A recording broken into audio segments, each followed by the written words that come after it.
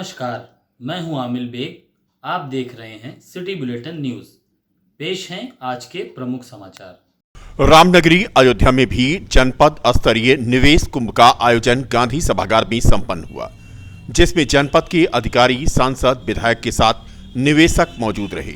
इस दौरान लखनऊ में ग्लोबल इन्वेस्टर समिट के उद्घाटन और समापन का लोगों को सीधा प्रसारण दिखाया गया। अयोध्या में 49,000 करोड़ रुपए के निवेश का प्रस्ताव तथा 56,000 रोजगार का सृजन होगा। इस कार्यक्रम के दौरान जिलाधिकारी नीतीश कुमार ने कहा कि अलग अलग विभागों से अनापत्ति के लिए अलग अलग कैटेगरी बनाई जाएगी और सभी उद्योग के प्रतिनिधियों से कहा गया है कि जो भी अनापत्ति की आवश्यकता है उसके लिए एक व्यवस्था की जा रही है, जो हर 15 दिन पर निवेशकों के साथ बैठक होगी कि किस तरह से उद्योग को प्रमोट किया जाए और रणनीति बनाई जाए। अयोध्या की महायोजना में लैंड यूज पैटर्न क्या है उसको भी देखा जाएगा।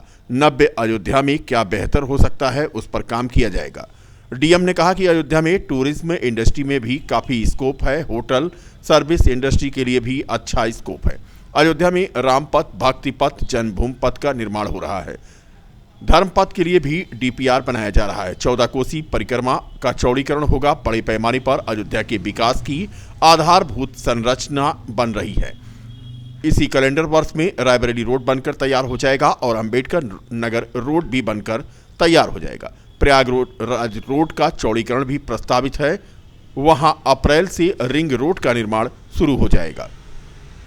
आज जनपद स्तरीय निवेश कुंभ का आयोजन किया गया है और प्रदेश स्तर पर लखनऊ में भी आयोजित है ये इन्वेस्टर समिट, और इसी क्रम में जनपद स्तर में भी किया गया है। और हमारे जो इंटेंट आए हैं निवेश मित्र के माध्यम से लगभग 49,000 लाख के हैं इन्वेस्टमेंट हमारे।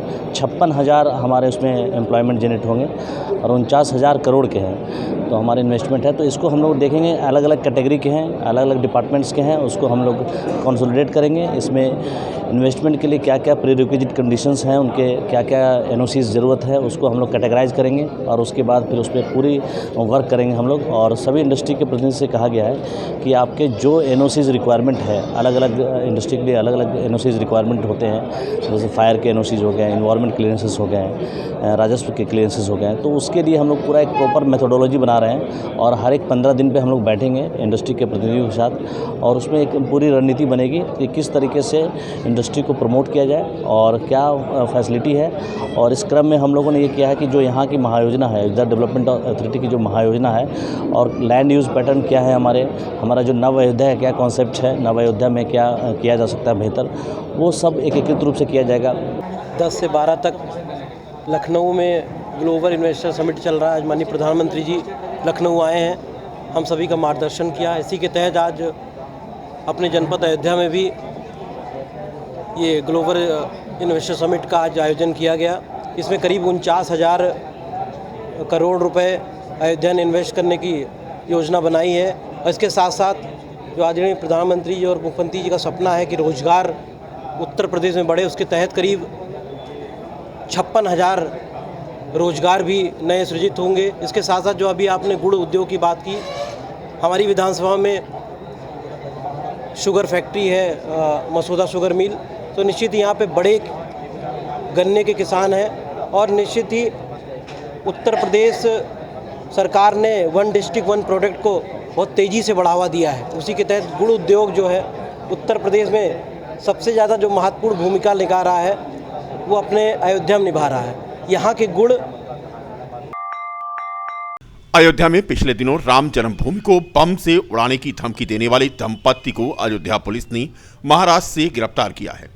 पुलिस के द्वारा बताया गया कि गर्लफ्रेंड के भाई को फंसाने की नीयत से अभियुक्तों ने राम जन्मभूमि को उड़ाने की धमकी दी थी।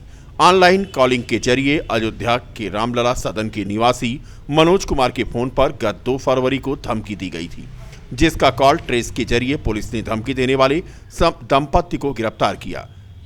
सीओ अयोध्या शैलेंद्र प्रताप गौतम ने बताया कि थाना राम जन्मभूमि अयोध्या पुलिस ने एक अज्ञात व्यक्ति द्वारा राम जन्मभूमि को बम से उड़ाने की धमकी देने वाले दंपत्ति की गिरफ्तारी कर ली है। बता दें कि आरोपी ने अपनी गर्लफ्रेंड के भाई को फंसाने की नीयत से रामलला को बम से उड़ाने की धमकी दी थी। नेट कॉलिंग करके खुद को दिल्ली का निवासी बताया था।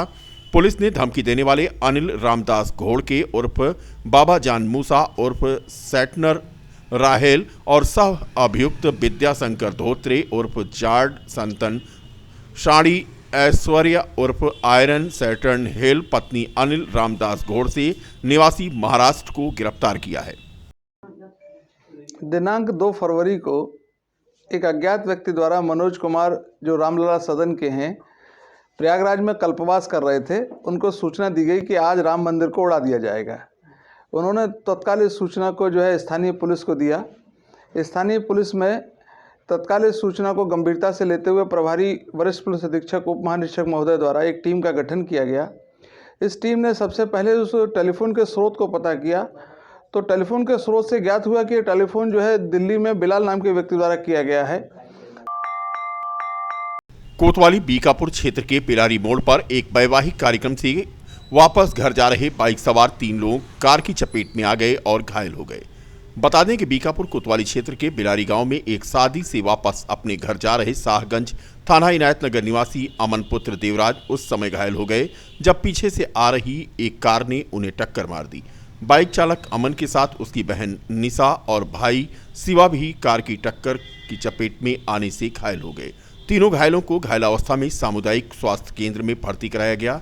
वहीं दूसरी ओर टक्कर मारने वाली कार घटनास्थल से 9-2-11 हो गई, जिसके बारे में कोई जानकारी नहीं लग पाई। परिवहन विभाग द्वारा बसों के किराए को बढ़ाए जाने को लेकर दिव्यांग सपा नेता पंडित समरजीत ने आज भीख मांगने का अनोखा प्रदर्शन किया। यह प्रदर्शन रोडवेज बस स्टॉप के बाहर जमीन पर बैठकर उनके द्वारा किया गया। पंडित समरजीत ने अपने हाथों में कटोरा लेकर लोगों से भीख मांगते दिखाई दिए। वो यहां से गुजर रहे यात्री भी उनके हाथों में कटोरा जो था उसमें पैसे देते दिखाई दिए। इस दौरान पंडित समरजीत ने कहा कि भाजपा सरकार ने लगातार महंगाई बढ़ाकर आम जनता को त्रस्त कर दिया है। परिवहन विभाग का 25 से 30% किराया बढ़ा दिया गया है, जिससे गरीब जनता को सफर करना दुष्कर हो गया है। तारुन थाना क्षेत्र के अंतर्गत स्थित पूर्व माध्यमिक विद्यालय टाहडीह में गत रात रुकी एक बारात के बारातियों ने इस कदर हंगामा खड़ा किया कि सुबह जब विद्यालय खोलने यहां के इंचार्ज प्रधानाध्यापक देवेंद्र सिंह और सहायक अध्यापक अमित पांडे पहुंचे तो विद्यालय के कई दरवाजे टूटे पाए गए। प्रभारी प्रधानाध्यापक देवेंद्र सिंह ने बताया कि बीती रात विद्यालय के सामने एक बारात रोकी गई थी और उसी बारात जो रोकी गई थी उसी के बारातियों के द्वारा रात में विद्यालय के कमरों के दरवाजे तोड़ दिए गए और दरवाजे इतने बुरी तरह से तोड़े गए कि अब उन्हें दूसरा दरवाजा लगवाना पड़ेगा। फिलहाल इसकी शिकायत उनके द्वारा थाना कोतवाली तारुन पुलिस को की गई है। जिला अस्पताल अयोध्या में बिजली के ट्रांसफार्मर के पास बने अवैध आवास को खाली कराने की नोटिस दी गई है। यह नोटिस जिला अस्पताल के सीएमएस डॉक्टर सीबीएन त्रिपाठी के अनुरोध के बाद जिलाधिकारी के आदेश पर स्थानीय पुलिस ने जिला अस्पताल में बने अवैध घरों पर चस्पा की, जिसमें लिखा गया है कि आवास अवैध है और जल्द उसे खाली कर दिया जाए। दरअसल जिला चिकित्सालय के सफाई कर्मी और चतुर्थ श्रेणी कर्मचारी अवैध आवास बनाकर जिला अस्पताल के परिसर में ही रह रहे हैं। जिला अस्पताल में विद्युत समस्या आने के बाद बिजली के ट्रांसफार्मर पर जाने के लिए यह आवास रास्ते में पड़ता है, जिसके कारण दिक्कतें आती हैं। सीएमएस ने जिलाधिकारी से अनुरोध करके आवास गिराए जाने की मांग की है। फिलहाल यहां पर आवास को पहले खाली कराने की जो नोटिस दी गई है उसे पुलिस ने आवासों के सामने चस्पा कर दिया है। माह भर चले सड़क सुरक्षा माह के तहत यातायात पुलिस और परिवहन विभाग की लाख कवायद के बाद भी लोग यातायात नियमों की धज्जियां उड़ा रहे हैं। बता दें कि 5 जनवरी से 5 फरवरी तक चलाए गए सड़क सुरक्षा माह के दौरान यातायात पुलिस ने करीब 14,000 तथा परिवहन विभाग ने लगभग 9,000 वाहनों के खिलाफ कार्रवाई की है।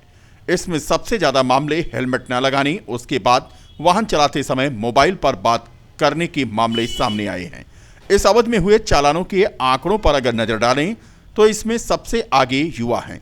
इन युवाओं में सबसे ज्यादा छात्र और छात्राएं शामिल हैं। यह हेलमेट पहनना अपनी तौहीन समझ रहे हैं। तो वाहन चलाते समय मोबाइल पर बात करना फैशन। शहर के चौराहों पर ITMS सिस्टम के तहत लगी ट्रैफिक लाइट्स पर भी सबसे ज़्यादा युवा ही नियमों का उल्लंघन करते नजर आ रहे हैं।